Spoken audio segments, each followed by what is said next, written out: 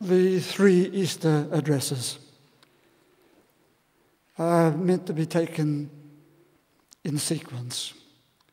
The first drew attention to the way we spend so much of our life waiting. Waiting? Waiting for what? Waiting for something to happen. Waiting for something to change. Waiting for something to come to an end. Waiting for something to begin. Waiting for something that will make a difference. Or just waiting. Anxious waiting, angry waiting, impatient waiting, or expectant waiting, excited waiting, waiting. How life changes when we wait differently, caringly, thoughtfully. We wait for the person to calm down. We wait for something to move us beyond the impulsive, hostile reaction. We wait for the next phase of our life to unfold. And so on Good Friday, the second part of this sequence, there is the anxiety of dying and death, and the possibility of a better management of our dying and death. In fact, you see, both of those themes, the waiting and the dying, are deeply part of the human scene. We can't escape either of them. And whilst religion, our religion in particular, tends to make the dying day and the dying event into something religious, into something sometimes even sentimental or spiritual, in fact, it is very basic to our life. It is so basic, in fact, that it's one of those existential issues of our life that all of us need to deal with, one way or the other. Other people's dying or our own dying. On my scheme of 25 F's that I've spoken about, these 25 F's for our psychological and emotional health, I focused today on F number 9. I take account of course, the first F of the feelings of life. The way we function, the second F. Or the way we put our lives into focus or out of focus, F3. F4, we heard it today as well, of the support of family and friends. And so it goes on. F5 is speaking about the future. But F9, down we drop to F9, the final things. Not just about dying, but how we leave one phase of our life and move to the next. Leaving the job, leaving a relationship, leaving things behind, and the loss that's incurred. Most of us don't do this well. We don't do our final things that well. We talk about it in retrospect. We often say, perhaps, he died. How did he die? He died a terrible death. He died a good death. He left so much unfinished business. People are hurting, grieving, angry, distressed. When did he die? Years ago. And people are still troubled in themselves about what happened back there. Gordon Livingston, a psychiatrist, wrote his book, How We Love and How We Live. Then surgeon Sherwin Newland wrote his book, How We Die and How We Live as We Die. Urologist Rodney Syme wrote his book, A Good Death. And we heard just this last week, Rajana Srivastava wrote her book, Tell Me the Truth. Conversations with my patients about life and death. Thanatologist Peter Roberts, also been in this place in recent times, wrote his book, The Harp and the Ferryman, helping people die more comfortably with music around them. Good Friday. Good Friday is a statement of human violence, human suffering, human pain. Good Friday is a statement of the way human beings treat other human beings, how they criticize, how they charge them with and accuse them of various things, how they put them down, how they kill each other. From the rubbish tip of Calvary, we see it happening through the different wars, even in our time, to World War I and the Second World War, to Abu Ghraib in Iraq, to the people dying of injuries and war in Afghanistan, and even in our own streets, more particularly in this recent time. Good Friday is a statement on the way human beings are treated as objects, and the way force and power can turn human beings into monsters. But Good Friday also asks the question, is there an alternative? And as we hear the story read today, we can, of course, place all the emphasis on the dying and the stages of the cross and so on. But we ought to pause for a moment and say, just a moment. There is here an alternative to all of that. And we are encouraged and exhorted to emulate this man who provides the alternative. And on Easter Day, we see that alternative in bigger letters across the horizon as we contemplate how we will live, and whether in the long processes of humankind, in the long processes of human evolution, whether this event, the Easter Day event, is yet a further step in our evolution, if only we would be open to it. There is an alternative, you see, to our violence, our accusatory behaviours, our punitive way of living. We can learn the ways of empathy, feeling with someone. We can demonstrate the ways of compassion. Good Friday points to one person who had fallen under the powers of violence and suffering, but he pointed to the ways of empathy and demonstrated the ways of compassion. And we are called to emulate that. Secondly, did you notice repeatedly the story talked about his silence? In the face of all that was going on, the noise, the accusations, and the charges, and the violence, he was silent. We too might pause before that healing power of silence. Bishop Richard Holloway of Edinburgh wrote his book called Between the Monster and the Saint. And he said the whole ugly business of violence and human cruelty should stun us into silence. And there he stands on Good Friday, the crucifixion, immense in his silence. Though silence magnified him, said Bishop Holloway, it did not protect him. And yet he showed us the value and power of silence. As they charged and accused him, he was silent. As they taunted and traumatized him, he was silent. A serious alternative to the pointless, violent death is this contrasting reality. A serious alternative to all the noise of our everyday and all the issues of our negativity in our life. We pause and consider the power of silence.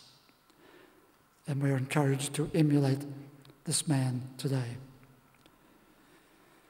Dr. Srivastava said in her book, "Why can't we all be like Peter?"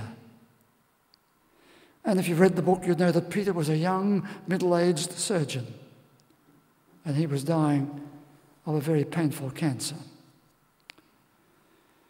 And she wrote in the book, Peter, nevertheless, was determined to go on treating his patients, deeply concerned about them, though he himself was seriously suffering. And she wrote, "It is simply incredible that a sick human being still has the capacity, both physical and emotional, to stay engaged with his patients, when he needs no excuse to bow out and concentrate on his own health." So she went on to say, "As time passed, I inquire about him from others. At every opportunity, I ask about Peter. And there is unanimous agreement that he is a man who possesses, notice this, who possesses uncommon willpower and unimaginable grace." Unimaginable grace. Some of my patients and some people say to me how they fear they're dying, how they've never thought about their dying, how they don't know how to do their dying. Of course we don't. And we want to stay away from it for as long as possible. Of course that is how it is. And we fear about being embarrassingly dependent and a burden to those close to us, to them or to us. Dr. Rodney Syme wrote in his book, "How many women, having lived longer than their husbands and done the hard yards for him in his dying, then don't want to be a burden to their children or to anybody else. For people who have never been dependent, always being useful to others, being reduced to a state of helplessness is a huge problem.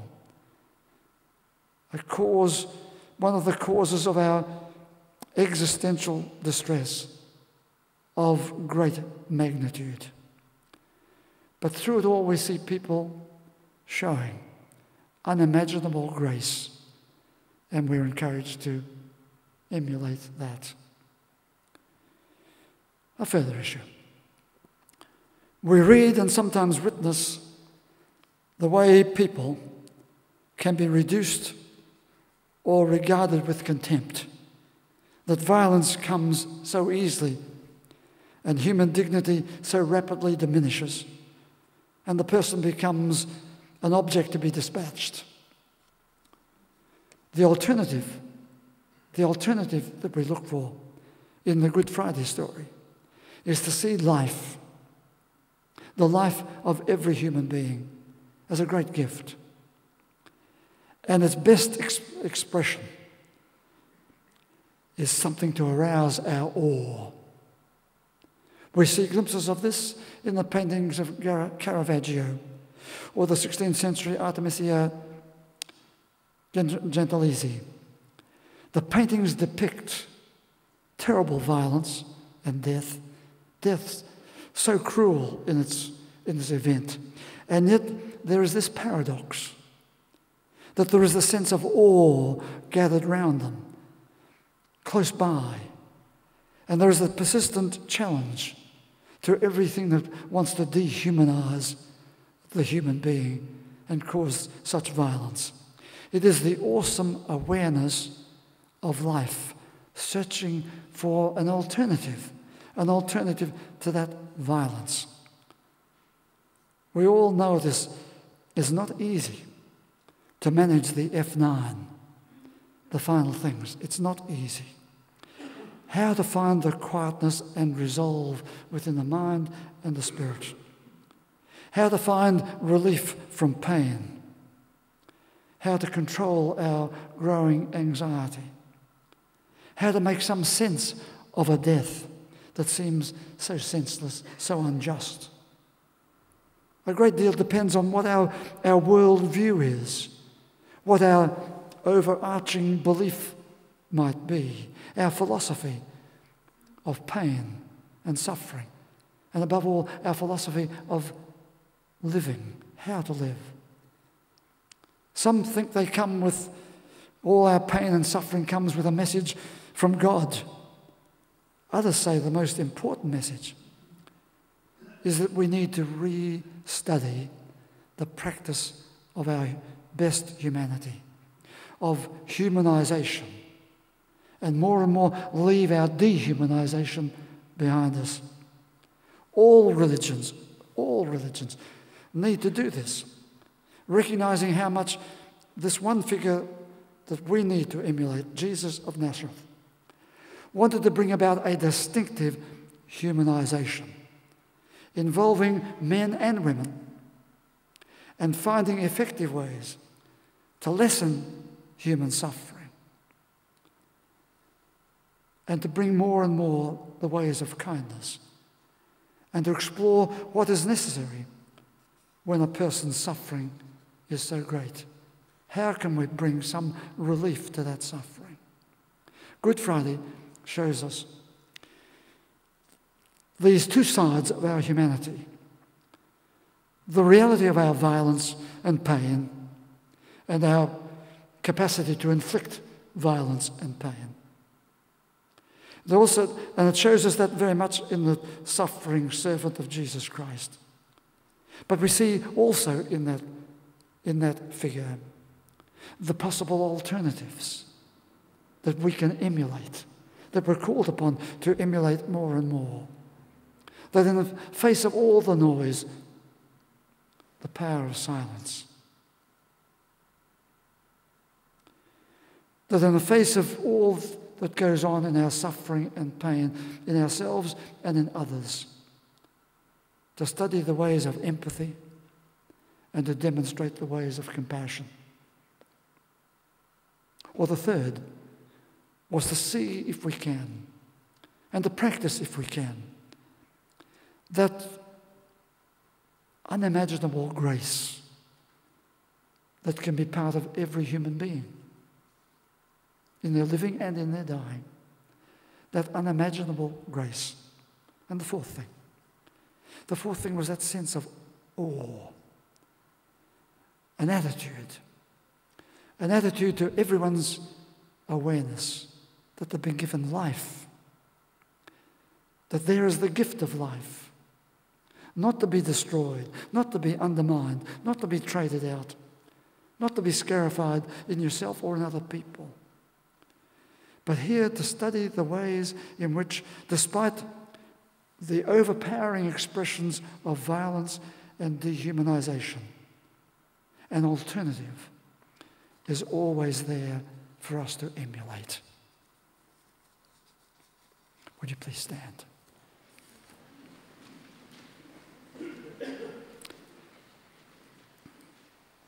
And this prayer for Good Friday.